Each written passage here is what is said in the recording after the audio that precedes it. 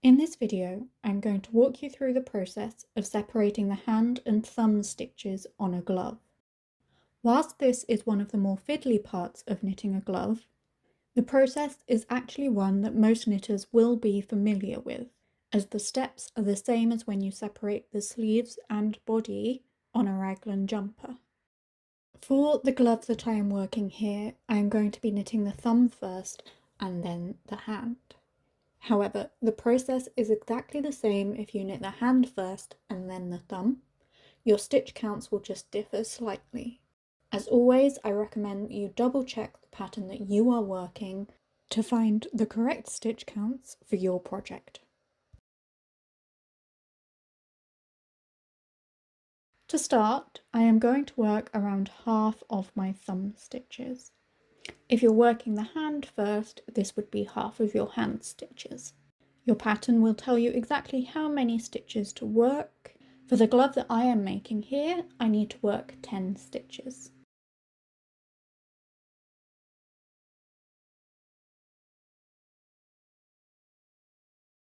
Now that I've knit approximately half of the thumb stitches, I need to put the hand stitches on hold.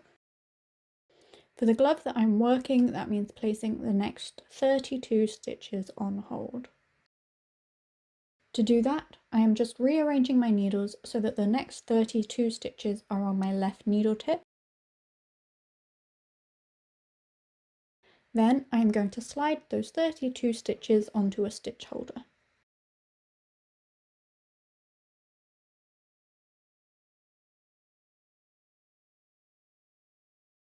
Now I again need to rearrange my needles so that I can work the stitches that are still on the needle tips in magic loop. To do that, I am going to check the number of stitches that I'm going to have total in my thumb and divide that number roughly by 4. For me, that comes out as 4. I am then going to count that many stitches to the left of my beginning of round marker and pull a loop of cable through after those stitches.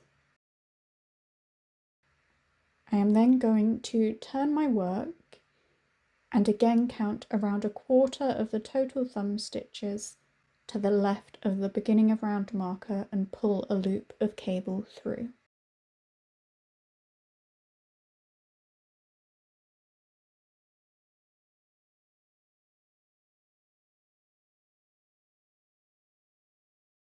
Let's maybe pause for a second here for a visual breakdown. So the stitches which are now positioned on the right of my magic loop are the 10 initial thumb stitches that I worked at the start of the round. Hanging out at the bottom here are the 32 hand stitches which I placed on hold, and on the left of my magic loop there's the final stitches of the round which were not placed on hold and haven't yet been worked. Before I can work those final stitches of the round, I need to cast some stitches onto my right needle using the backwards loop method. I am only casting on 1 extra stitch. Check your pattern for the number of stitches which you need to cast on. I'm then just going to work the final stitches of my round, which completes the process of separating off my thumb stitches.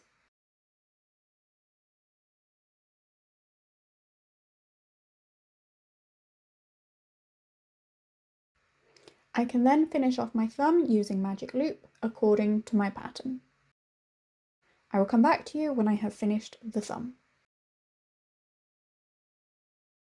I am back, and as you can see, I have finished knitting my thumb. To start working on the hand stitches, I need to place all of the stitches that are on hold back onto my needles.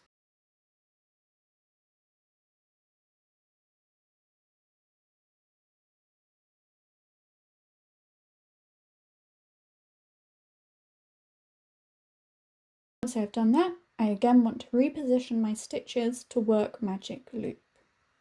Whilst I was quite specific with the number of stitches I had on each needle tip for the thumb, the larger circumference of the hand allows me to guess a bit more here. I'm just going to pull a loop of cable through after about a quarter of the stitches on either side. My next step is to pick up some stitches in the base of the thumb.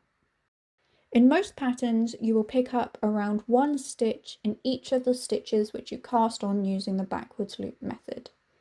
You can identify these stitches by the small purl bump at the base. You might also be asked to pick up stitches to the side of your cast on stitch. Again, check your pattern for specific instructions. For the glove that I am knitting right now, I need to pick up a stitch in the cast on stitch, and then I need to pick up another stitch to the left of that.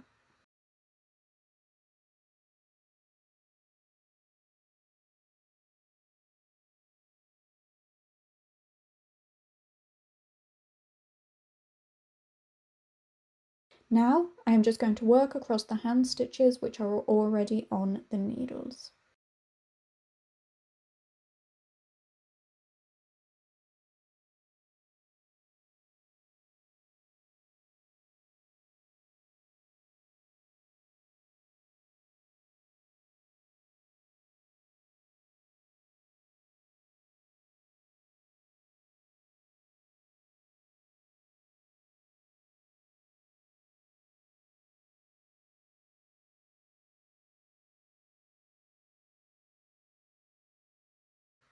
Then I am back to pick up one more stitch in the base of the thumb to the right of the stitches that I picked up at the start of the round.